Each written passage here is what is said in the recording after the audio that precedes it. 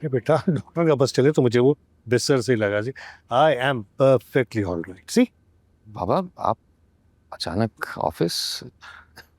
यार, वो तुम्हारी मामा ने घर से निकाल दिया। वो ये कह रही थी कि हुमायूं बहुत परेशान होगा, कैसे ऑफिस को संभालेगा, कैसे टाइम देगा। बस इसी परेशानी मैं यहाँ आ गया। मामा को तो परेशान होने का बहाना चाहिए।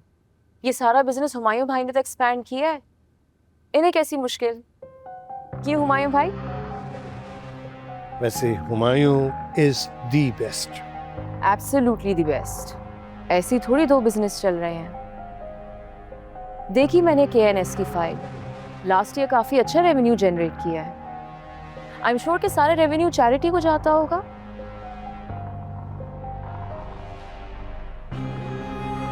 अब हम सारी बातें यहीं खड़े होकर करेंगे या चलते हैं ना ऑफिस में, फिर चाय पीते चल। आप लोग चाहते हैं? मेरी एक इम्पोर्टेंट मीटिंग है। I will catch you later.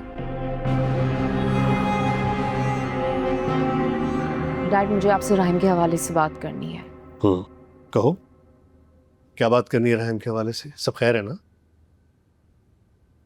Dad, Rahim is very talented, very very hard working, मगर I don't know, I feel के हुमायूं भाई अपनी जिद की वजह से राहिम का बिजनेस उसके लिए कॉम्प्लिकेट कर रहे हैं। राहिम को इस वक्त इन्वेस्टमेंट की जरूरत है for office, hiring and much more, but Humayun भाई उसको उसका हिस्सा नहीं देना चाहते। राहिम पूरी पूरी रात काम करे just because he doesn't have a team here. उसके साथ जुल्म है।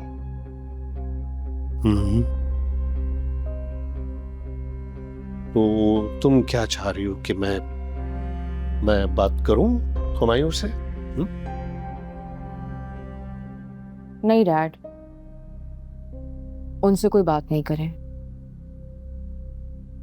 मैं चाहती हूँ कि मैं राहिम के बिजनेस में इन्वेस्ट करूं, not as a wife, as a financial partner, and for that I need my shares. I am afraid कि ये पॉसिबल नहीं होगा। कुछ प्रॉब्लम हो सकती है इसमें। डैड, जो चीज ऑलरेडी मेरी है वो मुझे हैंड ओवर करने में कैसा प्रॉब्लम? देखो, तुम्हारे लिए तो मेरी जान भी हाजिर है, लेकिन तुम जो चीज मांग रही हो और जिसके लिए मांग रही हो, वो शायद मेरे लिए पॉसिबल नहीं होगा। But I don't understand why. देखो बेटा, हुमायूं जो है वो राहिम का मेन इन्वेस्टर है। उसे कभी अच्छा नहीं लगेगा कि आउट ऑफ नोवेयर तुम आओ और उनके बिजनेस में इन्वेस्ट करो। मुझे तो लग रहा है कि ये जितने भी हमारे पास ये प्रॉब्लम्स है ना, तुम्हारा ये स्टेप जो है इन सबको फ्लेयर अप कर देगा मेरे ख्याल में। Dad, Rahim is so talented कि उसका प्रपोजल जहां भी जाता है पसंद किया जाता है, but just because he doesn't have resources वो किसी से कमिट नहीं कर सकता। अब ऐसे में मैं एज अ वाइफ उसकी मदद नहीं करूंगी तो कौन करेगा?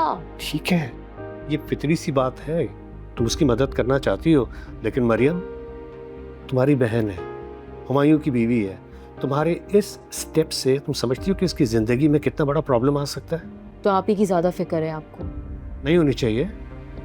आप ही की जिंदगी में जो प्रॉब्लम्स हैं वो मेरी वजह से नहीं है, वो उनकी वजह से है।